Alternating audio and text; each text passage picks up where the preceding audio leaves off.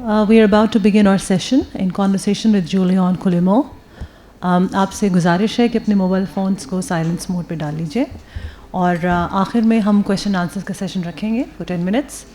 I'll quickly introduce our moderator for this session.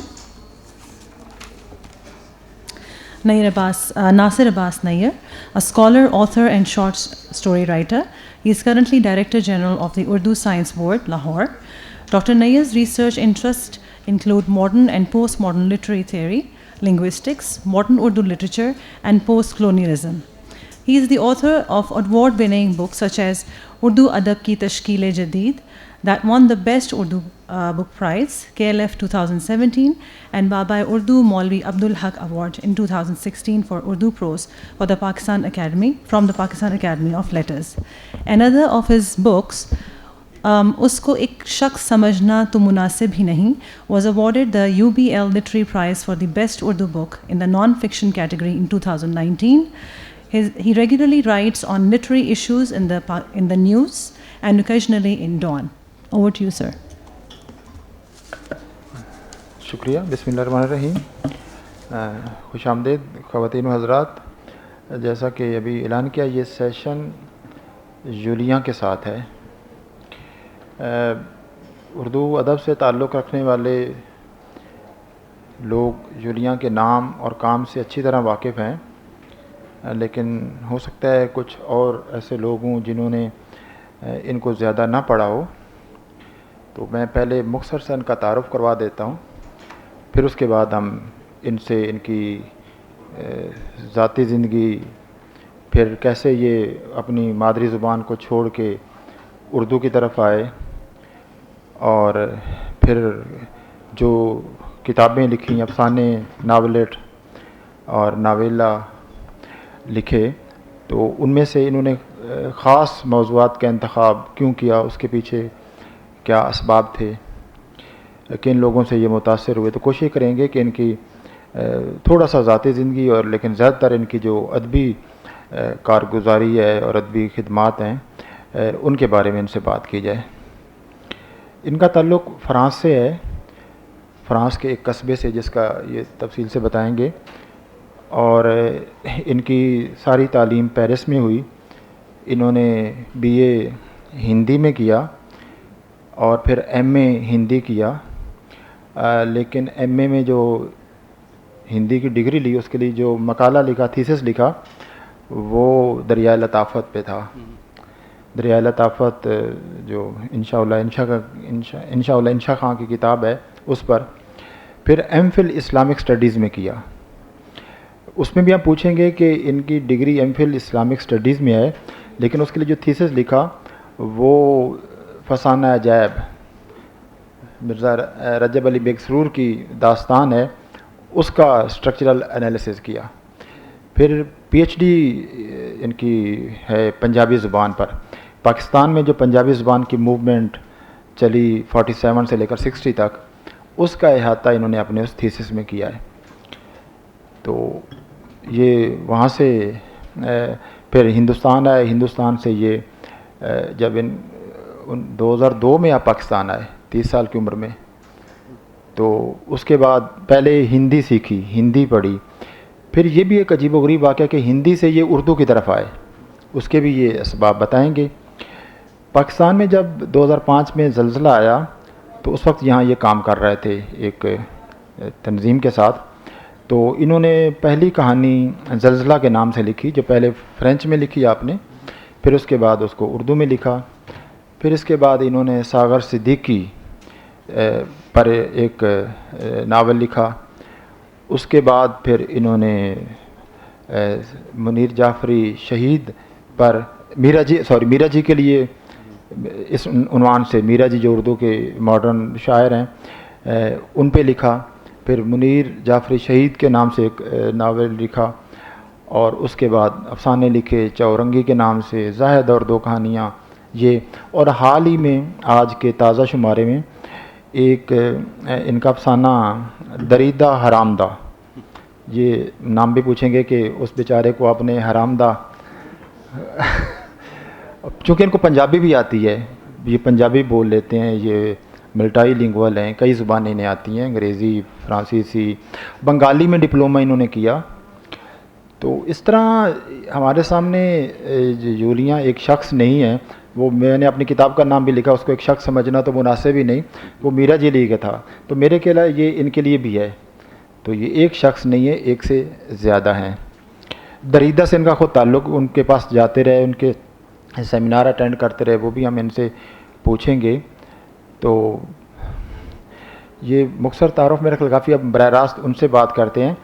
تو یولیاں, سب سے پہلے تو میں آپ 1972 میں آپ کی پیدائش ہوئی, تو اس زمانے میں فرانس کے کس قصبے سے آپ کا تعلق تھا, اور وہاں کیا فرانسیسی بولی جاتی تھی یا کچھ؟ یہ میرے لیے بھی کچھ نئی باتیں تھیں کہ ہم سمجھتے ہیں کہ فرانس میں صرف فرانسیسی زبان بولی جاتی ہے, لیکن اور بھی کچھ زبانیں تھیں. تو آپ کی مادری زبان کیا تھی اس وقت کے, آپ کے جو والدین, وہاں کا ماحول, اور پھر کیا وجہ بنی کہ آپ نے ہندی کی طرف آئے اور ہندی میں تعلیم حاصل کرنا شروع کی؟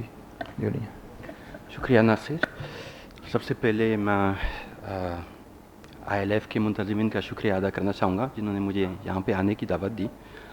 اپنی ایمبیسی, آندرے دبیوسی صاحب اور سفیر ہمارے محترم سفیر کا میں شکریہ ادا کرنا چاہوں گا کہ جنہوں نے میرا آنا یہاں پہ ممکن بنایا. اور آپ سب دوستوں کا بہت بہت شکریہ جنہوں نے یہاں تک آنے کی تکلیف کی میری ہلکی پھلکی باتیں سننے کے لیے. ہاں, جو پہلے زبان کا جو ہم کریں ویسے ذکر, مجھے خود یہاں پہ آ کر کے پہلی بار شاید میں نے ایک ایسی صورتحال دیکھی ہے, ایسے حالات دیکھے ہیں جن میں لوگ کئی زبانیں استعمال کرتے ہیں. فرانس, جیسے کہ آپ کو پتہ ہے, آپ تو بہت زیادہ مونولنگول ایک ملک ہیں, اور یہ احساس ہے لوگوں کو کہ بس ایک ہی زبان بولی جاتی ہے. لیکن میں اگر سوچوں اور اگر اس بچپن کی طرف میں واپس چلا جاؤں جو میں نے جنوبی فرانس میں گزارا, تو ایک زبان ہماری فرانسیسی میں پوشیدہ تھی, اور وہ تھی پروونسال, جو بہت پرانی زبان ہے جس میں بہت کچھ لکھا گیا. مڈل ایجز میں بھی لکھا گیا, جدید دور میں بھی لکھا گیا. ہماری زبان کے بڑے شاعر تھے فریدریک مسٹرال, جن کو نوبل انعام بھی ملا میرا خیال ہے 1901 میں یا 1902 میں, اور جو تقریباً معدوم ہو چکی ہوئی تھی ہمارے علاقے سے. لیکن کبھی کبھی کچھ بزرگ ہمیں مل جاتے تھے, چرواہے مل جاتے تھے, اس طرح کے لوگ ہمیں مل جاتے تھے, کسان ہمیں مل جاتے تھے, تو ہم دیکھتے تھے, محسوس کرتے تھے کہ یہ لوگ ان کے لہجہ ہم سے کافی فرق ہے, ان کے الفاظ بھی ہم سے فرق ہیں. اور جب ہم تھوڑے دور ہوتے ہیں تو وہ ایک علیحدہ زبان میں بات کرتے ہیں جو کہ پروونسال زبان تھی. تو اگر میں دیکھوں ویسے وہ یہ نہیں کہ میں مونولنگوالزم کی طرف سے آیا اور میں ملٹی لنگوالزم کی طرف آیا, لیکن کئی زبانیں اصل میں بولی جاتی تھی ہمارے علاقے میں اور ہمارے ملک میں. یہ الگ بات ہے کہ ان کی جھلکیاں کبھی کبھی لوگوں کی باتوں میں ہمیں مل جاتی تھی, اور کچھ ان کے اثرات وہ باقی تھے.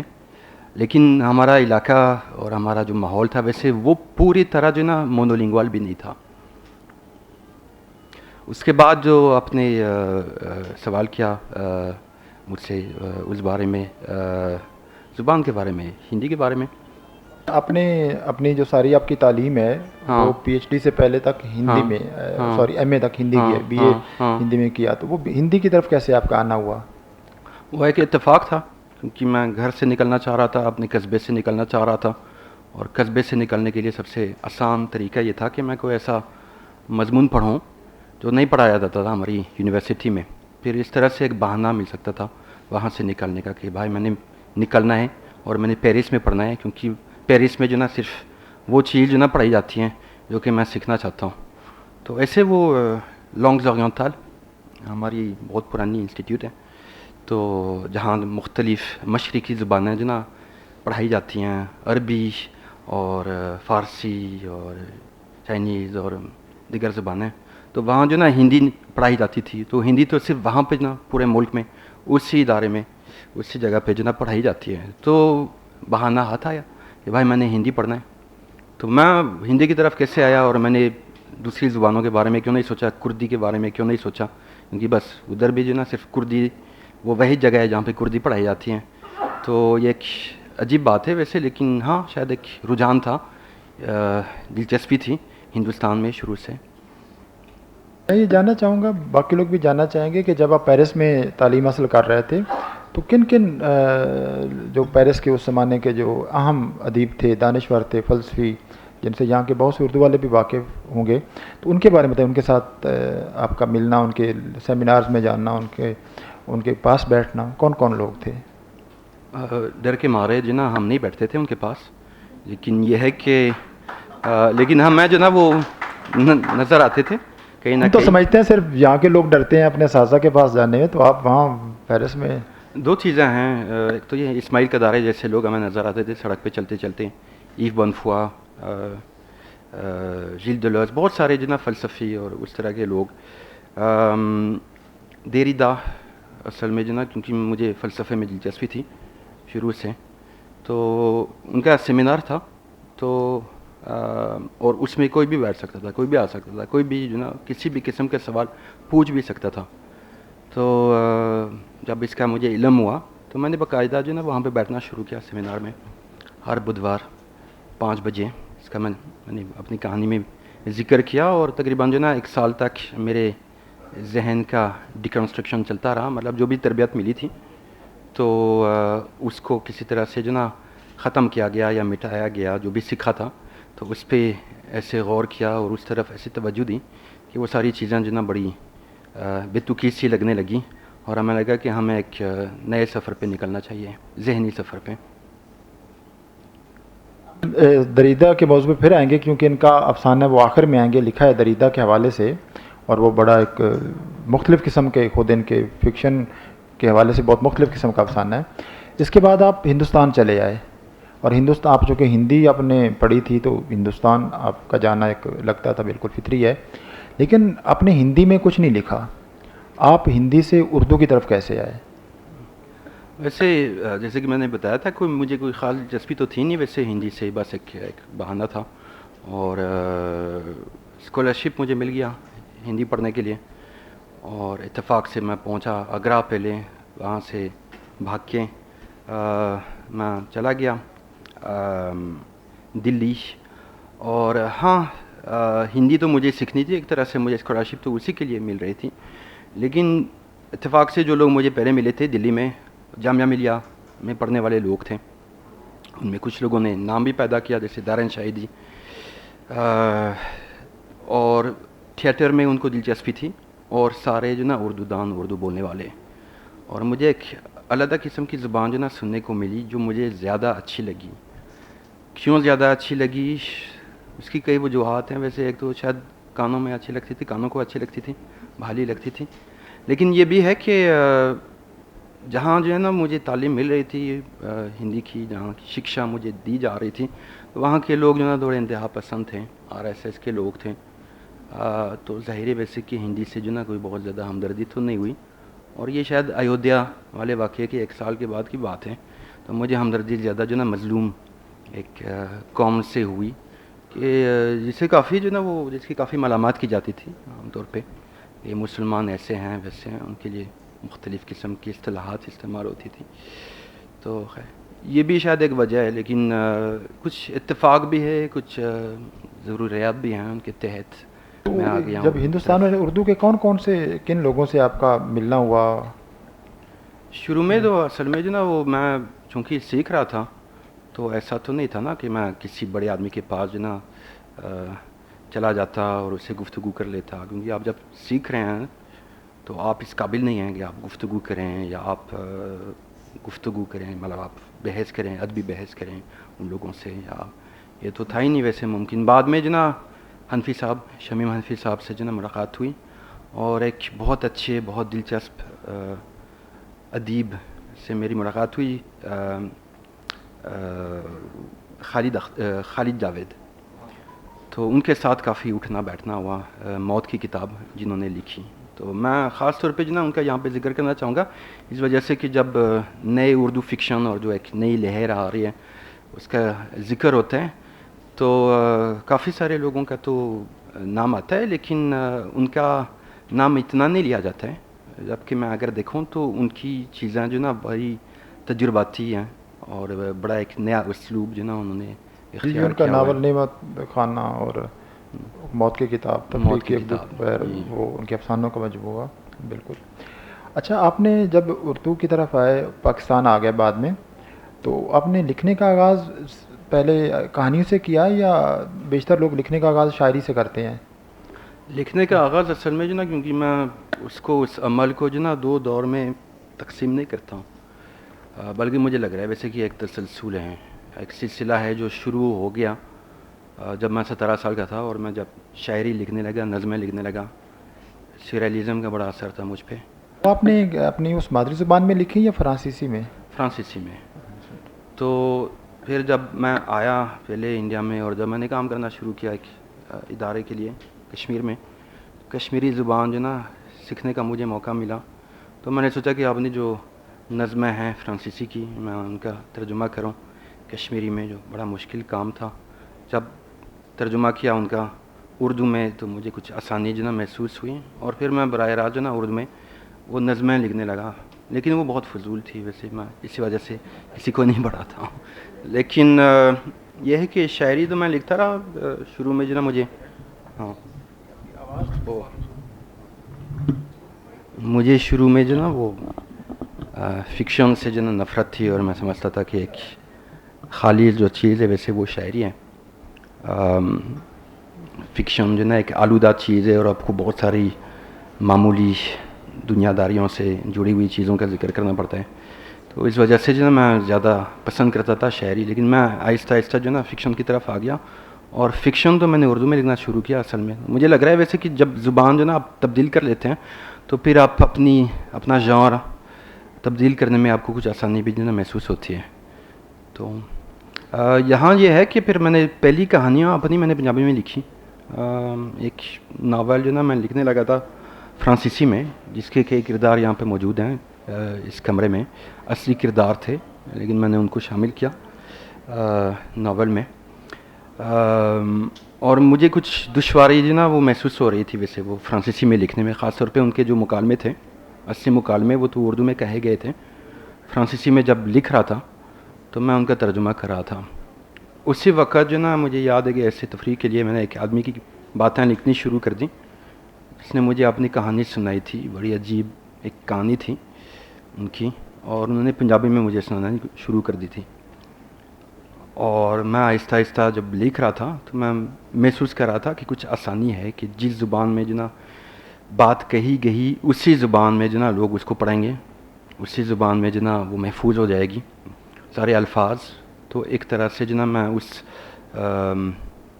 آدمی کے ساتھ جو نا وفا بھی نبھا رہا تھا، ایک طرح سے ایک وعدہ بھی تھا کہ جو باتیں آپ نے کہی ہیں ویسے وہی باتیں جو نا لوگوں تک منتقل ہو جائیں گی، اور یہ وعدہ بھی جو نا پورا ہو رہا تھا اس طرح سے۔ تو یہ احساس جو تھا نا کہ میں جب لکھ رہا ہوں فرانسیسی میں تو میں بے وفائی کر رہا ہوں یا غداری کر رہا ہوں ایک طرح سے، تو وہ جو ہے نا بہت زیادہ مجھے ہونے لگا۔ تو آپ نے اردو میں پہلی کہانی تو زلزلہ لکھی، پہلے فرانسیسی میں، پھر اردو میں لکھی، پھر اس کے بعد ساغر صدیقی کا، اور پھر اس کے بعد بھی آپ نے بیشتر جو کہانیاں لکھی ان کے جو موضوعات ہیں وہ آرٹسٹ ہیں کسی نہ کسی صورت میں، استاد ہیں، مصور ہیں، موسیقار ہیں، لکھاری ہیں۔ تو ساغر صدیقی کا انتخاب آپ نے کیوں کیا؟ میں اصل میں سب سے پہلے تو میں چاہ رہا تھا کہ میں ذرا جو نا شاعرانہ انداز میں ایک ناول لکھوں، اور شاعرانہ انداز میں جو نا لکھنے کے لیے سب سے اچھا یہ رہے گا کہ آپ کسی شاعر کے بارے میں لکھیں، اور خاص طور پہ جو میں نے اسلوب اختیار کیا، میں ایک خود کلامی کے طور پہ جو نا میں اس کو پیش کروں گا، اس کی باتیں جو نا وہ میں پیش کروں گا اس طرح سے جیسے کہی گئیں۔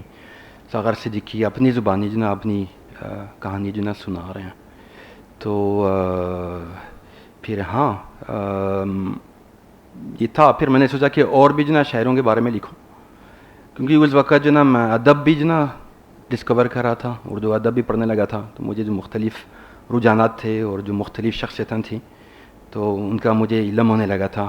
تو اس کے بعد جو نا ساغر صدیقی کے بعد تو پھر ایک میرے بہت اچھے دوست جو یہاں بیٹھے ہیں ویسے انہوں نے مجھے متعارف کرایا میرا جی سے، اور میں پریشان ہو گیا، کیسا ادیب تھا، اور میرا نہیں خیال تھا کہ اس کا اتنا ذکر ہوتا تھا کہ جتنا کہ ہونا چاہیے جو انہوں نے کردار ادا کیا۔ لیکن سب سے پہلے جو نا ظاہر ہے ویسے کہ مجھے جو نا ان کی شخصیت میں دلچسپی ہو گئی، تو خیر ایک اور ناول بھی لکھا میں نے کسی اور شاعر کے بارے میں پھر میں اور طرح کے لوگوں کی طرف آ گیا.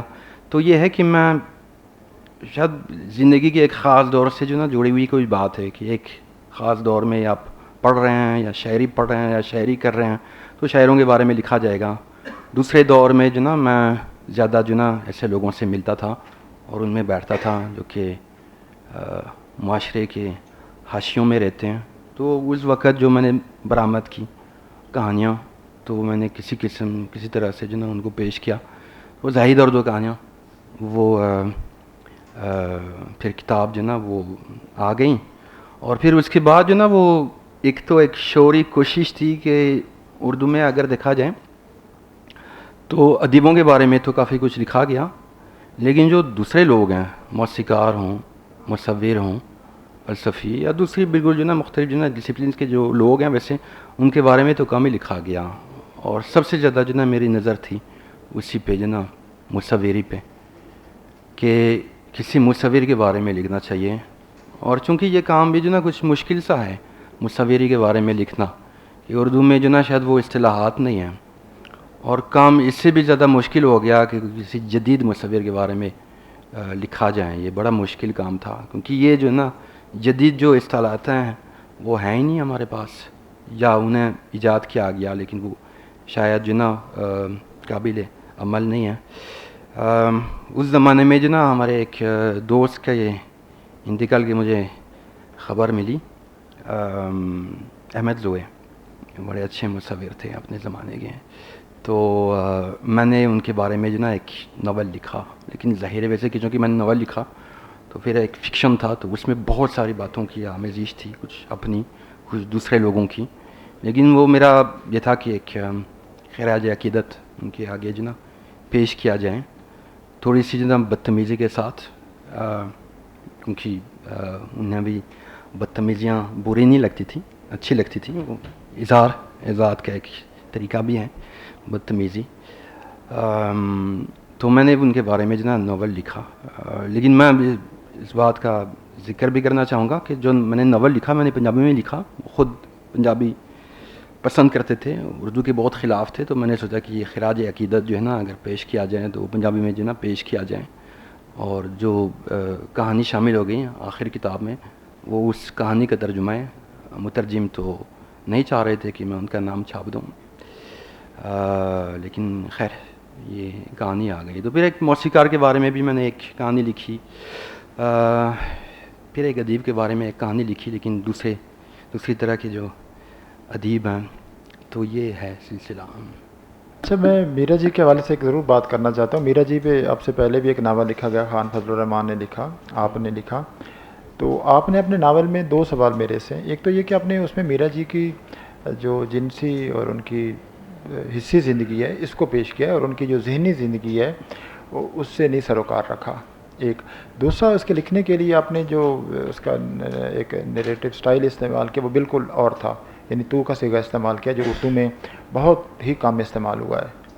اردو میں یا واحد متکلم یا دوسرا واحد غائب کا ہوا ہے, لیکن یہ نہیں ہوا سیکنڈ پرسن. میں اصل میں سب سے پہلے جو نا تم کا استعمال میں نے اس وجہ سے کیا. ناول کا جو عنوان ہے آپ اس کی طرف اگر توجہ دیں گے تو وہ میراجی نہیں ہے, وہ ہے میراجی کے لیے. تو میراجی کے لیے سے مراد ہے کہ میں بیٹھا ہوں اور میں جو نا ان کو تصور کر رہا ہوں, اپنے گمان میں لا رہا ہوں کہ میراجی کیسے تھے, کہ خد و خال کیسے تھے, اور ان سے تھوڑی سی مدد بھی مانگ رہا ہوں کہ آپ کچھ ہماری مدد بھی کریں, تھوڑا ہمیں بتائیں. تو اور میں آپ استعمال نہیں کر سکتا تھا میراجی سے. جب میں بات کرتا ہوں تو میں آپ استعمال تو نہیں کروں گا کیونکہ میں ان کو بہت اپنے قریب. میرا یہ اعتراض نہیں کہ آپ نے آپ کی بجائے تو کہ یہ نہیں. میں اب کے سوال کا جواب دینے لگا ہوں. تو اس وجہ سے میں نے تم استعمال کیا ہے کہ میں ان سے بات کر رہا ہوں اور انہیں جو نا ان کی زندگی کے حالات سنا رہا ہوں, اور شاید ساتھ ساتھ جو نا یہ پوچھ بھی رہا ہوں کہ ایسا ہوا بھی ہے کہ نہیں. دوسری چیز جو ہے نا آپ جو کہہ رہے تھے کہ میں نے ان کی جنسی زندگی کی طرف جو ہے نا بہت زیادہ توجہ دی, وہ خود بہت توجہ دیتے تھے. جنسیات جو نا ان کے لیے جو نا بہت اہمیت کی حامل ایک چیز تھی, ان کو شکایت بھی تھی کہ اس کا بہت کم ذکر ہوتا ہے. میرا خیال ہے ایک خراج عقیدہ اگر آپ نے پیش کرنا ہے ان کے آگے تو ان کی جنسی زندگی کو بھی جو نا آپ کو اجاگر کرنا ہوگا. لیکن جو آپ نے کہا کہ میں نے ان کی ذہنی زندگی کی طرف جو نا بالکل توجہ نہیں دی یا کم توجہ دی, تو اس سے میں اختلاف کرتا ہوں. میں نے اصل میں جو نا کوئی مضمون نہیں لکھنا تھا, میں نے ان کا کام جو نا پیش نہیں کرنا تھا, لیکن ان کی نظموں کے لکھنے کا جو ایک پس منظر ہے, جیسے لب جو عباریں کس طرح سے لکھی گئیں, سمندر کا بلاوا کس طرح سے لکھی گئی, 2-3 اور نظمیں, تو وہ پس منظر میں نے پیش کیا کسی طرح سے. اور ساتھ ساتھ جو نا ان کا اسلوب جو نا کس طرح سے بدلتا گیا. میرے سامنے 2 چیزیں تھیں, ان کا کام اور ان کی شخصیت, اور دونوں آپس میں جو نا ایک دوسرے سے کس طرح سے جو نا متاثر ہوتی ہیں. سب سے پہلے جو نا وہ جو ایک آدمی الگ ہو گیا کہ اپنی کمیونٹی سے, جو ایک طرح سے ہندو سے جو نا وہ یا مسلمان سے جو ہندو بن گیا, تو وہ ہندی کو اختیار کر لے گا, تو وہ ہندی کی طرف آ جائے گا. پھر ادب کی طرف ان کا رجحان تھا, تو ان کو بوڈلیر سے جو نا بہت عشق تھا. تو میں نے جو کہانی گاڑی وہ تھی کہ اب جو نا اس مطالعے سے, بوڈلیر کے مطالعے سے جو نا وہ اس حد تک جو نا متاثر ہو گئے کہ وہ خود جو نا بوڈلیر بن جاتے ہیں اور خود جو نا اسی طرح جو نا مرنا چاہتے ہیں جس طرح سے جو ہے بوڈلیر مر گیا. تو جو اثرات ہیں ان کا بھی میں نے ذکر کیا, ان کی کہانی وہ کیا کہتے ہیں نظموں کا بھی ذکر کیا, ان کے اسلوب کا بھی ذکر کیا. ظاہر ہے کہ میں نے حلقہ ارباب ذوق کا ذکر نہیں کیا, کیونکہ صحیح ہے مطلب ایک فکشن میں جو نا مشکل لگ رہا ہے, حلقہ ارباب ذوق کی نشستیں جو نا بیان کرنا کافی مشکل لگ رہا ہے. کیا ایسا آپ کو لگتا ہے کہ اپنے میرا جی کے لیے کے نام سے جو یہ ناول لکھا, اس میں جو میرا جی کا تعلق بادلیئر کے ساتھ تھا, تو اس کے ذریعے آپ نے فرانسیسی اور اردو ان کو کوئی لاشعوری ایک کوشش کی ان کو ملا کر دیکھنے کی, کیونکہ آپ فرانسیسی پس منظر سے آئے, تو آپ کو لگا کہ میرا جی ایک ایسے شخصیت ہیں جن کے یہاں ایک لنک ملتا ہے فرانس کے حوالے سے. میراجی بھی اور ساغر بھی, کیونکہ وہ جو 19ویں صدی میں اس کے آخر میں جو پورے ایک نسل ابھری شاعروں کی فرانس میں, جنہیں ہم پویٹ مودی کہتے ہیں, ملون شاعر, تو مجھے لگا کہ بھائی جو نا وہ یہ لوگ بھی جو نا ملون شاعر تھے, یا کہنا چاہیے کہ ملامتی شاعر تھے, دونوں اپنے طریقے سے. تو ہاں میں تو مجھے اچھا لگا یہ دیکھیے کہ اس طرح کے شاعر جو ہے نا یہاں پہ بھی موجود ہیں, اور ایک حد تک جو نا ان کی طرز زندگی جو نا بہت ملتی تھی ان لوگوں کی طرز زندگی سے, طرز فکر بھی جو نا بہت ملتی تھی. تو ہاں ایک تعلق تھا, میں نے ہاں اجاگر کرنے کی کوشش کی. اصل میں تو ان ناولوں میں جو ایک فاصلہ تھا واقعی میری ذہنی جو نا کیفیت میں اور حقیقت میں, یا اس ثقافتی ماحول میں جس میں میں رہتا تھا, دونوں کے بیچ کا جو فاصلہ تھا میں نے ان کو مٹانے کی کوشش کی. تو مٹانے کی کوشش میں نے یوں کی کہ سب سے پہلے جو نا ان لوگوں کی زندگیاں جو نا میں نے بیان کرنی شروع کر دی, ان لوگوں کی زبانی اور ان لوگوں کی زبان میں. تو اس طرح سے پھر آپ کردار کے اندر جو نا گھس گئے ہوئے ہیں, تو وہ بھی ایک طریقہ تھا. اور خیر آپ بالکل درست فرما رہے ہیں, میراجی میں جو نا اس کو ملانا بوڈلیر سے, تو ہاں یہ بھی جو نا اس فاصلے کو جو نا مٹانے کی بھی ایک کوشش تھی. بوڈلیر تو میرا بہت پسندیدہ جو ہے نا شاعر رہا, اور وہ بھی میراجی کے بہت پسندیدہ شاعر تھے, اور میراجی اس زمانے میں جو نا اردو کے میرا پسندیدہ شاعر تھا. تو دونوں کو جو نا آپس میں ملانا ان کی, تو وہ مجھے اچھا بھی لگ رہا تھا. اب ہم آپ کی جو تازہ ایک کہانی آئی ہے دریدہ حرامدہ, اس پہ ہم ذرا تفصیل سے بات کرنا چاہتے ہیں. یہ بالکل مختلف کہانی ہے آپ کی پہلی کہانی سے. پہلے تو بتائیے کہ آپ نے دریدہ کو کیوں کہا حرامدہ؟ میں نہیں کہتا ہوں, ایک کردار ہے ویسے جو کہتا ہے. اچھا, وہ اصل میں سعادت حسن منٹو کی طرف ایک اشارہ تھا, ان کی ایک کہانی ہے فوجہ حرامدہ. ہاں جی. تو اور وہ چونکہ جو نا وہ کہانی میں جو نا آپ دیکھیں گے کہ ایک آدمی تشدد کر رہا ہے بیچارے جو نا دریدہ صاحب پہ, اور ایک جسمانی تشدد بھی ہے اور ایک لسانی تشدد بھی ہے کہ وہ ان کو گالیاں دے رہے ہیں اور اپنی مادری زبان میں. تو وہ دریدہ حرامدہ ہو گیا. یہ اصل میں جو نا یہ عنوان جو نا یہ پنجابی کا عنوان ہے, تو تو مجھے یہ بھی اچھا لگ رہا تھا کہ کسی اردو کی کہانی کا عنوان جو نا پنجابی والا رکھا جائے. آپ کا چونکہ شروع میں آپ نے بتایا کہ آپ دریدہ کے سیمینار میں جاتے رہے ہیں اور اس کہانی میں بھی دکھایا گیا کہ جو کریکٹر ہے وہ اس میں دریدہ کے سیمینارز میں جاتا ہے, وہاں شریک ہوتا ہے, سیکھتا ہے. کئی آپ نے فرانسیسی اس میں جملے بھی لکھے ہیں اور دریدہ کی فکر کو بھی اس میں پیش کیا ہے. اور پھر بعد میں دریدہ کو دکھایا ہے کہ وہ ایف سی کالج میں آتے ہیں, وہاں ایک لیکچر دیتے ہیں, پھر اواری ہوٹل میں اس کی نوجوان کی ملاقات ہوتی ہے, لیکن بعد میں سب اس کو ایک خواب کی طرح ایک فینٹیسی دکھایا گیا ہے. تو اس سے بھی جو پریزنس اور ایبسنس کا ایک پلے ہے دریدہ کے یہاں وہ بھی ہمیں نظر آتا ہے, کچھ میجیکل ریئلزم بھی نظر آتا ہے. تو اردو میں بھی چونکہ دریدہ پہ گفتگو ہوتی ہے اور دریدہ جو اردو میں ہے وہ ان کو چند لوگ پسند کرنے والے ہیں جو ان کو بہت کرتے ہیں, لیکن اکثریت جو ہے وہ سمجھتی ہے کہ جو دریدہ اور اس پہ جو بات کرنے والے ہیں وہ شاید کسی عالمی سامراج کو اس کے نمائندے ہیں. ایسے بہت سے اردو کے لوگوں کا ایک پرسیپشن ہے. تو آپ اس کہانی میں یہ دریدہ کو فکشن میں لا کر وہ کیا یہ سارا پس منظر میں تھا کہ اردو میں جو دریدہ کی ریسیپشن ہے وہ کس طرح ہے, اور جو مسائل اس پہ پیدا ہوتے ہیں, جو فلسفیانہ مسائل, کلچرل مسائل, پولیٹیکل, تو کیا ان سب چیزوں کو آپ کرنا چاہتے تھے ایک ہاں جو اختلافات ہیں ویسے لوگوں میں دریدہ کو لکھیں وہ بھی جنا واضح کرنے تھے, اور سوچ میں جو ایک فرق ہے دو دھاروں میں تو وہ بھی جنا میں واضح کرنا چاہ رہا تھا. تو سب سے پہلی چیز تو یہ ہے نا کہ دریدہ کو تو میں نے سنا تھا 1 سال تک ان کے سیمینار میں بیٹھ کے, لیکن اس کے بعد اتفاق مجھے جو نا ان کو سننے کا ہوا دلی میں جب وہ JNU آئے تھے 96 میں, تو میں موجود تھا اس لیکچر میں. تو کہانی جو نا وہاں سے شروع ہو گئی اصل میں کہ چھوٹا سا انہوں نے ایک لیکچر دیا, اس کے بعد کچھ سوال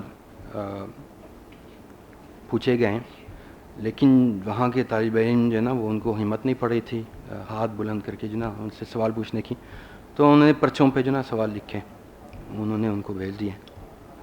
اور ایک پرچہ ان کے پاس آیا تو اس پہ کسی آدمی نے لکھا تھا کہ میں بہار کا رہنے والا ہوں, میں برہمن ہوں, میری تعلیم بہت روایتی انداز میں ہوئی ہے, لیکن یہاں آ کے مارکسزم کا پتہ چلا, ڈیکنسٹرکشن کا پتہ چلا, اور میں اس ماحول کو اپنانے لگا ہوں. لیکن میں محسوس کر رہا ہوں کہ میں دو دنیاؤں میں رہتا ہوں بیک وقت, اور میری ذات جو نا بٹی ہوئی ہے 2 حصوں میں. تو میں کون ہوں یہ مجھے بتائیے گا. تو دریدہ صاحب نے یہ پرچہ پڑھا, سوال جو نا پڑھا مائک میں, اور پھر وہ مسکرائیں.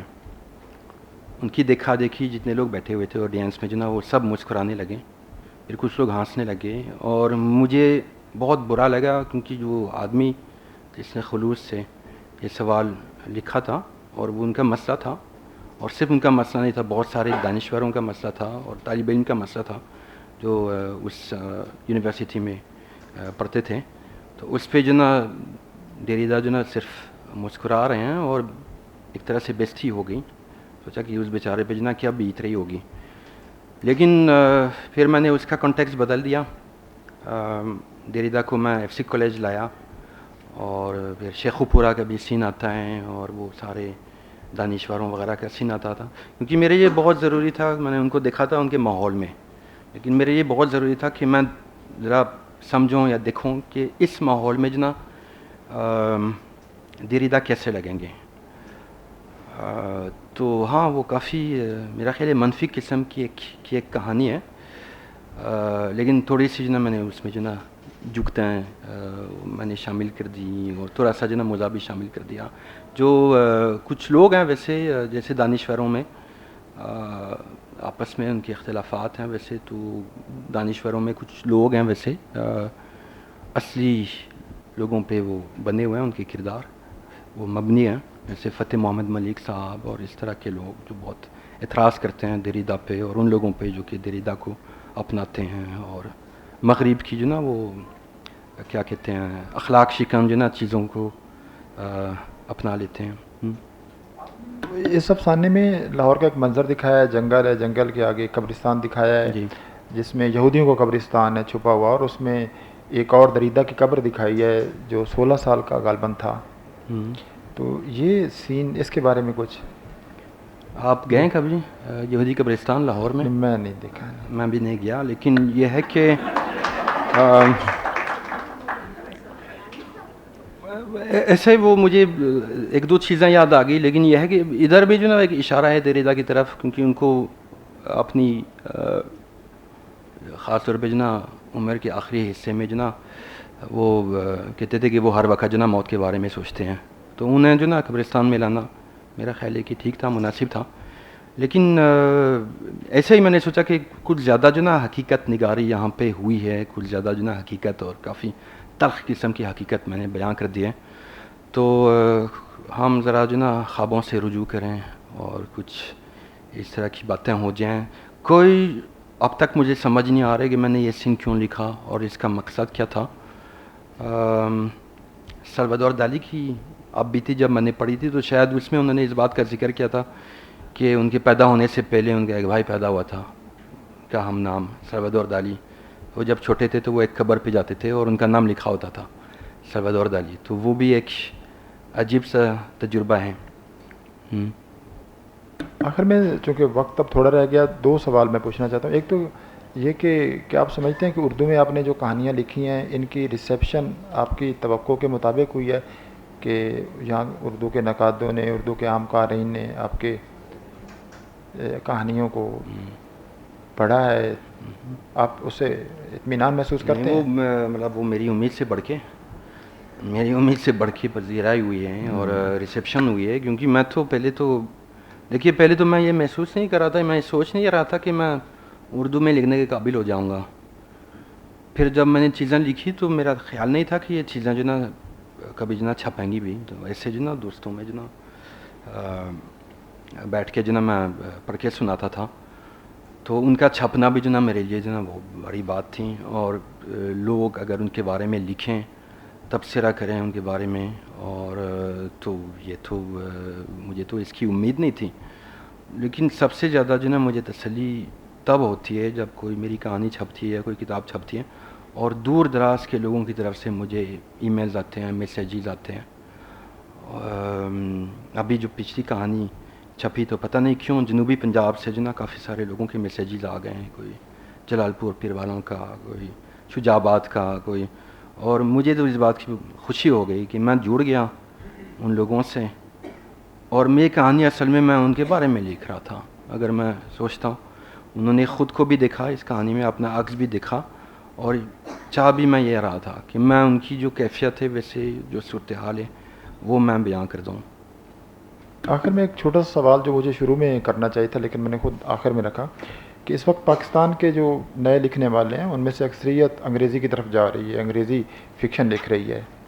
تو آپ انگریزی میں بھی لکھ سکتے ہیں، آپ نے فرانسیسی اور انگریزی کی بجائے جو اردو میں لکھنے کا فیصلہ کیا، انگریزی کو چھوڑ کر، ایک جس کو گلوبل زبان سمجھا جاتا ہے، اور خود ہمارے یہاں جو ایک پوری ویو چلی ہوئی ہے ایک نئے فکشن نگاروں کی. دو باتیں ہیں ویسے. اصل میں شروع میں آپ نے کہا تھا کہ فرانسیسی چھوڑ کے میں اردو میں لکھنے لگا ہوں. میں نے تو کبھی چھوڑی نہیں. یہ جو آپ کی مادری زبان ہوتی ہے، اس کے محاورے، اس کی فضا جو نا وہ ایک طرح سے موجود رہتی ہے اس زبان میں جس میں آپ لکھیں گے. تو فرانسیسی رواں ہے میری اردو میں. ایک ہائیبریڈ اردو کا ذکر کر رہے تھے دستی صاحب کچھ دیر پہلے، ہائیبریڈ اردو یا ہائیبریڈ انگلش. جو میری بھی ہائیبریڈ اردو ہے، ایک طرح سے فرانسیسی آمیز ایک اردو ہے، اور مجھے اس بات کی بے فخر ہے کہ میں اس طرح کی فرانسیسی لکھتا ہوں. دوسری چیز یہ ہے نا کہ میں انگریزی میں لکھ ہی نہیں سکتا. میں سمجھتا ہوں کہ تاکہ جو نا زبان آپ کو آنی چاہیے تو آپ کو کم از کم جو نا اس ملک میں کچھ وقت گزارنا ہوگا جہاں پہ وہ بولی جاتی ہیں. تو کبھی نہ انگلینڈ میں جو نہ امریکہ میں نے وقت گزارا، نہ ایسے علاقے میں جہاں زیادہ انگریزی بولی جاتی ہے، تو نہ مجھے اس کے محاورے کا پتہ ہے. میں نے ایک طرح سے جو نا اس زبان کو حقیقت سے جو نا جوڑتی ہوئی کبھی دیکھی نہیں. میں نے ہمیشہ اس کو دیکھا ایک اونچے طبقے کی زبان کے طور پہ، جو کہ اونچے طبقے کے لوگ استعمال کرتے ہیں آپس میں بات کرنے کے لیے، اور جو کہ ایسے لوگوں پہ جو نا تھوپ دی گئیں جو کہ مجبور ہو جاتے ہیں یہ زبان سیکھنے کے لیے، ترقی کرنے کے لیے معاشرے میں. تو خیر یہ بھی ہے کہ ہاں مجھے زیادہ اس سے ہمدردی نہیں تھی. فرانسیسی کی بھی یہ ہے اس کی حیثیت بھی یہی ہے, اس کو بھی تھوپ دی گئی بہت سارے لوگوں پہ, ہمارے علاقے کے لوگوں پہ سب سے پہلے. تو شاید جو نا میری طرف سے ایک بغاوت تھی اس زبان سے اور انگریزی سے اور سمراجی زبانوں سے, اور وہ اسی شکل میں ہوئی کہ میں نے پنجابی میں لکھنی شروع کر دی چیزیں اور اردو میں لکھنی شروع کر دی. چلیں, آپ کی اس بغاوت کا اردو کو بہت فائدہ ہوا کہ آپ سے کچھ سوال یہاں آڈینس میں پوچھیں گے, لیکن ہم چاہتے ہیں کہ جو کچھ انہوں نے لکھا ہے اس کا کچھ حصہ پڑھ کر سنایا جائے. احمد عطا بیٹھے ہیں, ان سے گزارش ہے کہ ایک چھوٹا سا ٹیکسٹ ہے جو انہوں نے لکھے ہیں افسانے, تاکہ آپ نے ان کی باتیں سنی تو جو کچھ انہوں نے لکھا ہے وہ بھی آپ تک پہنچے. یہی بات.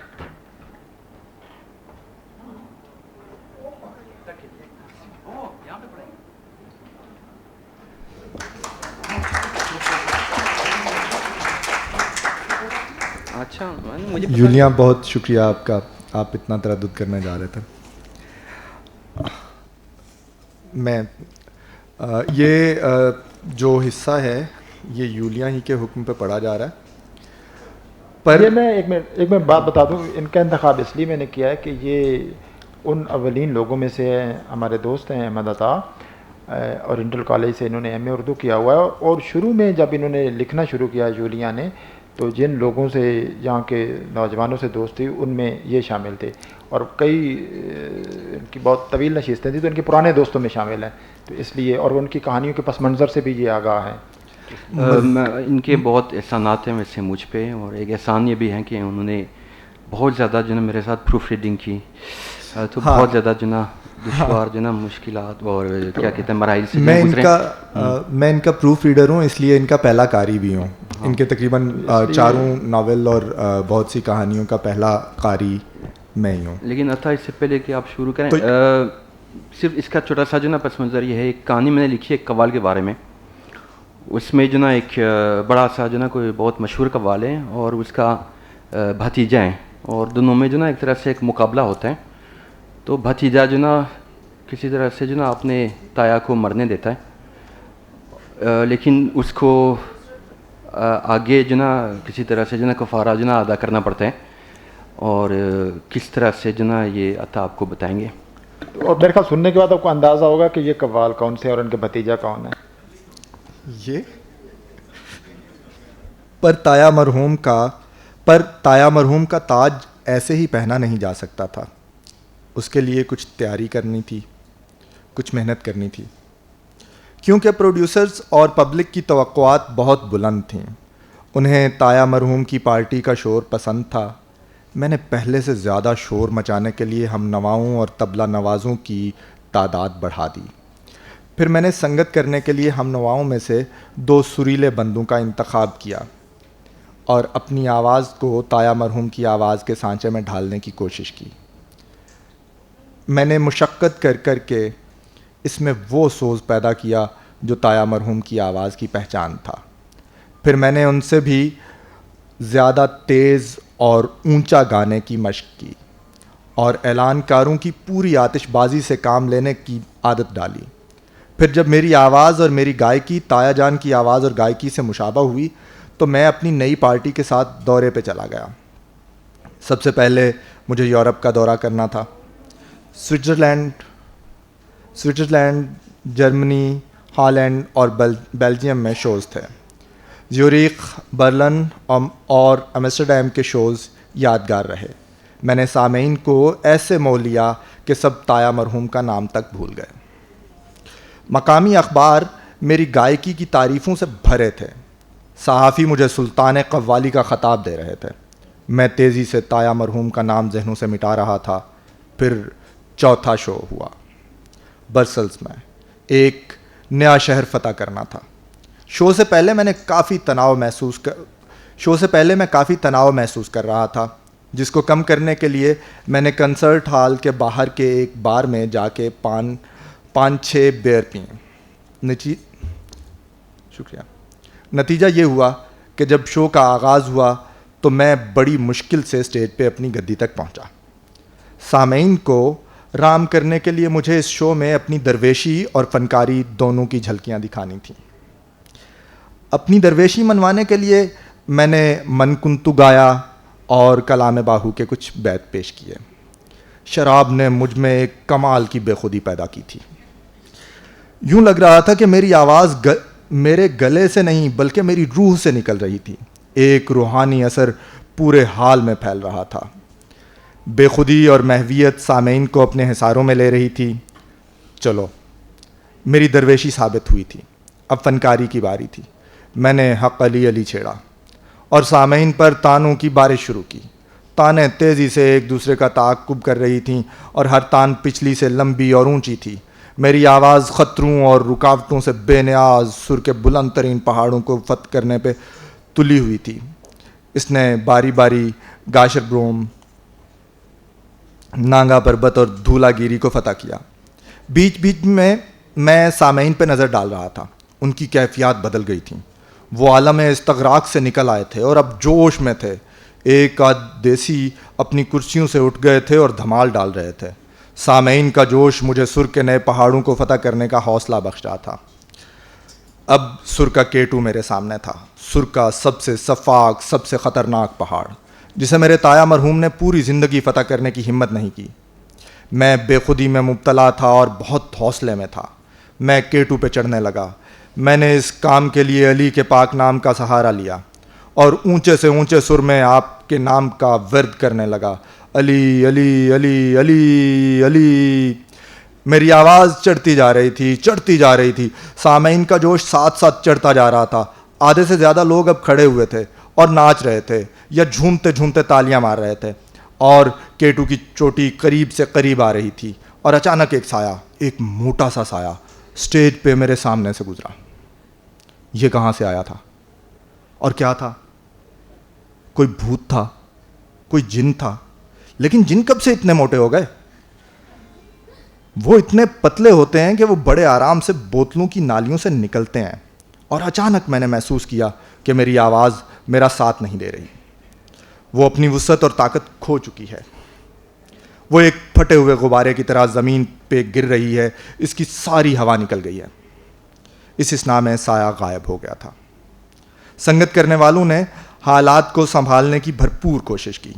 انہوں نے میری جگہ تانے لگائیں اور پلٹوں، مرکیوں، سرگموں، زمزموں اور اندولنوں اور گمکوں کی مدد سے اپنی فنکاری کی طرف سامعین کو توجہ کھینچنے کی کوشش کی.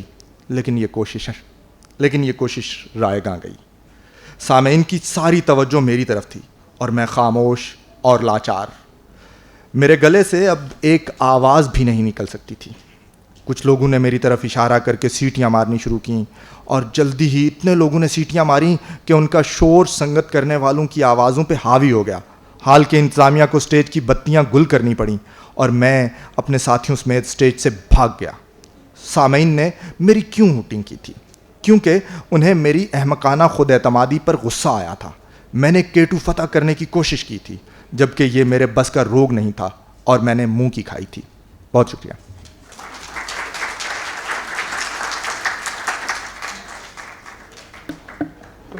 شکریہ احمد عطا. اب سوال آپ لوگ کرنا چاہیں تو جوریاں حاضر ہیں جواب دینے کے لیے. جی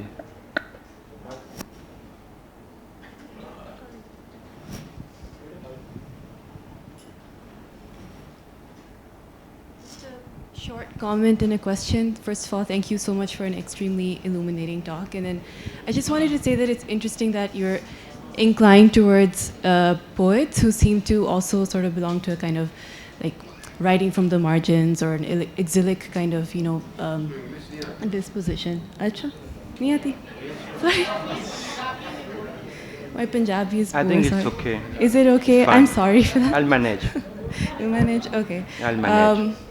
But my question is, where do you position yourself within the Urdu canon? Like, do you think of yourself as an observer or someone who is a part of the canon itself or someone who's writing for a more global audience? Or where do you see yourself within Urdu letters?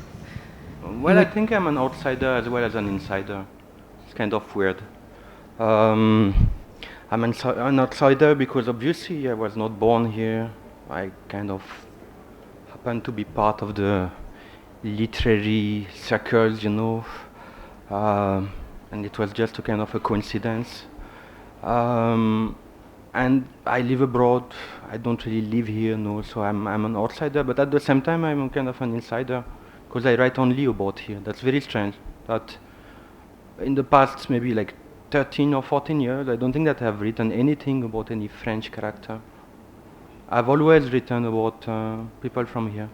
And now that I'm living abroad at the moment, I'm trying to persuade myself, that I should maybe try my hand at French again and write about some French character or something. But no, I still want to write a few stories which I heard here, and I'm writing them in Urdu. तो ज़ुबान चिपक जाती है आपसे.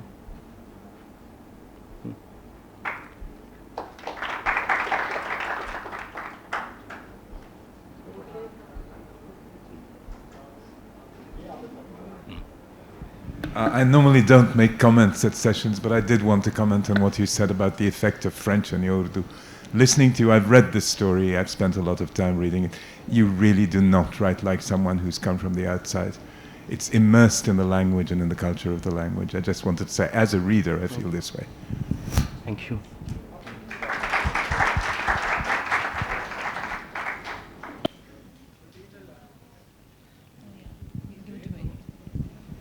Yeah, we have a question over here. شکریہ. آداب جولیاں, میں پہلے بہت شکریہ آپ کا کہ آپ نے یہاں پہ گفتگو کی اور آپ نے جو اردو کی خدمت کی ہے. لیکن جو میرا سوال ہے, میں پہلے معافی چاہتا ہوں, مجھے کچھ دیر ہو گئی, گاڑی میں نے بہت دور کھڑی کرنی پڑی. تو جب میں یہاں پہنچا تو آپ نے بات کی تھی اپنے اردو زبان کا, ہندی سے اردو کی طرف آپ کا جو ہوا رجحان ہوا. آپ نے یہ کہا تھا کہ اردو چونکہ اقلیتوں کی زبان ہے. میرا تعلق ادب سے نہیں ہے, میرا تعلق سیاسیات, اقتصادیات اور تاریخ سے ہے. تو میرا سوال زیادہ سیاسی ہے کہ ادبی سے زیادہ. جب آپ نے اردو کو ایک اقلیت کے ساتھ ملایا, اس سے آج ہمارے یہاں یہ ہو رہا ہے کہ اقلیت جو اس وقت تھی وہ اسلام ہے, اسلام کی زبان اردو ہے. تو جو ہم پاکستانی شناخت پہ ہم کام کر رہے ہیں, جو بنائی جا رہی ہے پاکستانی شناخت, وہ اردو ہے اور وہ اسلام ہے. بیچ میں ہم نے اسلام کی خدمت بہت زیادہ پنجابی میں بھی, آپ جانتے ہوں گے, مجھ سے بہتر جانتے ہوں گے, شاہ مکھی میں ہوئی, سندھی میں ہوئی, اور وہ تو آپ کیا کہنا چاہیں گے اس کے بارے میں کہ جو اردو کو ہم اتنا پاکستان کے ساتھ اقلیتوں کے ساتھ ملا رہے تھے اس زمانے میں, آج وہ اکثریت کی زبان ہے, اس کے بارے میں آپ کیا کہنا چاہیں گے؟ شکریہ. میرا خیال ہے ویسے ہاں میں اقلیت کی بات کر رہا تھا, کیونکہ اگر دیکھا جائیں تو ہندوستان میں کوئی ایسی جگہ نہیں ہے جہاں پہ اکثریت ہے اردو بولنے والوں کی, اور جہاں وہ استعمال ہوتی ہے, جس صوبے میں وہ استعمال ہوتی ہے ایک سرکاری زبان کے طور پہ, اس صوبے میں کوئی بھی ایسا بندہ نہیں ملے گا کہ جس کی مادری زبان اردو ہے. یہ بھی ایک عجیب بات ہے. تو ادھر ظاہر ہے کہ اردو کو ایک بیانیے سے جوڑا گیا, اور بہت زیادہ اردو کے نام شروعات سے ہی ظلم کیا گیا علاقائی زبانوں پہ. لیکن میں ان کو علاقائی نہیں کہنا چاہوں گا, قومی زبانوں پہ, دوسری زبانوں پہ. تو نتیجہ یہ ہے میرے ذہن میں اردو کے ساتھ تو صحیح طرح انصاف نہیں کیا گیا. جدھر بھی وہ استعمال ہوئی ہے, یا تو اس کو بالکل ختم کیا گیا, دبایا گیا, یا اس کو ایک اشرفیہ سے ملایا گیا, یا اس کو ایک بیانیے سے جوڑا گیا. مجھے لگ رہا ہے کہ اگر عوام میں اردو کی گونج ہے اور اس کی اہمیت ہے, وہ عوامی شاعروں کی وجہ سے بہت حد تک ہے. کہ آپ جدھر بھی جائیں گے, جس سے بھی آپ ملیں گے, تو اس کو حبیب جالب کے اشعار یاد ہیں. ابھی میں دیکھ رہا تھا چند دن پہلے کوئی ویڈیو جے این یو کے اسٹوڈنٹس کا, تو وہ حبیب جالب سنا رہے تھے. تو بیٹھے ہوئے تھے ایک جگہ پہ جہاں پہ میں خود بیٹھا کرتا تھا, اور اسی جگہ پہ احتجاج کرنے کے لیے وہ لوگ کوئی بہت بڑے بیان نہیں دے رہے ہیں, کسی کا نام نہیں لے رہے ہیں, لیکن وہ حبیب جالب کا دستور والی, ان کی دستور والی نظم وہ سنا رہے ہیں, اور یہ اردو ہیں. اور ان چاروں میں جو بیٹھے ہوئے ہیں اور جو سنا رہے ہیں, ویسے میرا خیال ہے ویسے کہ ایک بھی اردو بولنے والا نہیں ہے. کوئی بہار کا ہے, کوئی ساؤتھ انڈیا کا ہے, لیکن انہوں نے اس کو اپنایا ہوا ہے اس طرح سے ایک احتجاج کی زبان جو ہو گئی. لیکن احتجاج کی زبان وہ ان عوامی شاعروں کی وجہ سے بن گئی. میرا نام حمید کیسر ہے, اور میں اردو لکھتا ہوں, کہانی لکھتا ہوں. اور مجھے سب سے پہلے تو کامنٹ کرنا ہے کہ میں آپ کو آپ کی اس کوشش کو بہت سراہتا ہوں کہ آپ فرینچ ہوتے ہوئے آپ اردو لکھ رہے ہیں, اور بہت اچھا لکھ رہے ہیں جو ہم نے پیسج پڑھا ہے یا سنا ہے. تو دوسری بات, سوال میرا یہ ہے کہ آپ یہ ضرور اردو میں بھی لکھیں, آپ کا ایک مقام ہے اور بنے گا آگے. اور اس سے بھی بہتر اور میرے ذہن میں یہ خیال آیا کہ اگر آپ اردو افسانوں کو فرینچ میں ترجمہ کریں تو میرا خیال ہے آپ سے بہتر ترجمہ کوئی نہیں کر سکے گا. یہ تو سوال تجویز ہے. شکریہ. لیکن ایک بات تو مجھے یاد آ گئی, you were talking about an audience, I think, and I don't think that I responded to that. Yeah, the audience, actually, I realized that my audience, it's you, and it's a few people who live in Pakistan and who read Urdu. And that's also the problem with the translation. In a way, I would be happy, and I am happy when somebody translates, but at the same time, I see always a very big loss. You kind of decontextualize things, and in a way, whatever I write is very contextual. People don't smoke cigarettes, they smoke pine or morven. People don't drink, syrup, they are going to drink, tutsia. People, don't take a taxi, they sit in a cream. And all these things are extremely important. And I would say that everything goes along with that. The character should be there, and all his habits and everything that is connected to him should be there, which makes it so specific. So I wrote that story about Derrida, but I wanted to contextualize him. So some people who sit in a hotel, who drink tea throughout the evening in Sheikhupura are discussing him. That's also a way to bring him into this context, because he's present also with this context, and that should be shown, I think. یہ کاشف رضا صاحب ہے. جی اس کے بعد میرا سوال یہ ہے کہ آپ کا ایک ملٹی لنگول ایکسپیرینس رہا ہے, کئی زبانوں سے آپ کا ایکسپیرینس رہا ہے. تو میں جیسے میں فکشن لکھنا والا تھا تو 3 زبانیں جو ہے نا مداخلت کرتی رہیں مسلسل. ہمارے زیادہ تر پنجاب کے لوگ بائی لنگول ہوتے ہیں, پاکستان کے دیگر علاقوں کے بھی. آپ کا آئی نو دیٹ کہ آپ سے جنیوا میں ملاقات ہوئی, آپ کو نہ صرف فرینچ اور انگلش, اردو اور ہندی آتی ہے, بلکہ مجھے وہاں جا کے پتہ چلا کہ اسپینش بھی آتی ہے, اور پروانس آپ کی زبان ہے مقامی جو فرانس کی. تو یہ ساری زبانیں جو ہے وہ مداخلت نہیں کرتی جب آپ اردو لکھ رہے ہوتے ہیں, اور اگر مداخلت کرتی ہیں تو آپ اس کو کیسے کہ اس کو کاؤنٹر کرتے ہیں؟ کیا اس کا ٹرانسلیشن کرتے ہیں, لٹرل ٹرانسلیشن کرتے ہیں ان ساری زبانوں کے؟ کسی خاص کوئی فقرہ اگر آپ کے ذہن میں آ جاتا ہے تو آپ کیا کرتے ہیں؟ آسان طریقہ یہ ہے نا کہ آپ اگر کسی کچھ ایسے خاص حالات کے بارے میں لکھتے ہیں تو پاکستان یا کسی علاقے سے جو مخصوص ہیں, کسی پنجاب کے کسی گاؤں کے بارے میں لکھیں گے, یا کسی محلے کے بارے میں لکھیں گے لاہور میں, اور ان لوگوں کی رہن سہن کے بارے میں لکھیں گے, تو یہ ہے کہ دوسری زبانیں جو مداخلت نہیں کریں گی. جیسے میں نے ایک ناول لکھا زاہد, جو لاہور کے بازار حسن کے بارے میں ہے اور کسی دلال کے بارے میں ہے. تو ظاہر ہے کہ سارے اصطلاحات اور سارے الفاظ جو موجود ہیں ویسے وہ آپ نے سنے, یہاں تک کہ ان لوگوں کی جو خاص اصطلاحات ہیں وہ بھی آپ نے سنی ہیں. تو یہاں جو کوئی مداخلت تو نہیں ہوتی ہیں, لیکن ہاں مداخلت 2 صورتوں میں ہوئی ہے. ایک جب میں نے زین لکھی, کیونکہ یہ مصوری, تجریدی مصوری کی جتنی اصطلاحات ہیں ویسے وہ سب میں نے تو ویسے سیکھی فرینچ میں. تو میں جب لکھ رہا تھا اردو میں تو بیچ میں کچھ جملے جو میں فرینچ میں لکھتا تھا, بعد میں ان کا ترجمہ کرتا تھا. اور جب میں نے دیریدا والی کہانی لکھی تو پہلے تو میں نے پورا ایک لیکچر جو پیش کر دیا تھا دیریدا صاحب کا, لیکن اور انٹرویو بھی جو آخر میں شامل ہوا ہے وہ بھی بڑا طویل تھا, لیکن میں نے اس کو بہت مختصر کیا اس وجہ سے کہ دیریدا کا ترجمہ کرنا ایک تو سمجھنا اور پھر اس کا ترجمہ کرنا جو اتنا مشکل تھا کہ پھر صرف ایک طرح کا جھلک دکھانے کے لیے ان کی سوچ کی وہ میں نے ایسے ایک پیراگراف ڈالا شروع میں, اور آخر میں کچھ ان کے جملے میں نے پیش کیے جن کا ترجمہ کرنا آسان تھا. جی ایک منٹ آپ کیجیے, کافی دیر سے آپ بیٹھے ہیں. جی سر, میرا سوال کاشف رضا صاحب نے بھی اسی حوالے سے سوال کیا, تو میرا بھی آپ سے یہ سوال ہے کہ جس طرح سے میں پنجابی میری فرسٹ لینگویج ہے, Urdu second, English third language ہے, تو آپ کس کریٹو پروسیس میں مطلب زیادہ اگر تناسب تو کس زبان کا زیادہ ہوتا ہے؟ آپ اردو میں زیادہ سوچ رہے ہوتے ہیں یا آپ فرینچ سے ٹرانسلیٹ کر رہے ہوتے ہیں؟ کردار پہ منحصر ہے اصل میں, کردار پہ. جیسے وہ زین والی کہانی جو میں نے لکھی، میں نے ایک پنجابی بولنے والے بندے کے بارے میں لکھی ہے. تو وہ جو بھی مکالمے آ رہے تھے میرے ذہن میں وہ تو پنجابی میں آ رہے تھے اور کسی زبان میں آ نہیں سکتے تھے. ایک اور کہانی ہے میری منیر جعفری شہید، تو اس میں جو نا میں نے سرائکی استعمال کی. تو میں ظاہر ہے ویسے کہ میں تو پوری کہانی جو نا سرائکی میں تو نہیں لکھ سکتا تھا، لیکن کم از کم یہ ہے کہ مکالمے جو نا سرائکی میں آئیں. تو ہمیشہ جو نا زبان اسی طرح سے بدل جاتی ہے. اگر کسی کراچی کے آدمی کے بارے میں، اہل زبان کے بارے میں لکھوں گا تو ظاہر ہے زبان تو اردو ہوگی اور وہ بھی فرق قسم کی اردو ہوگی.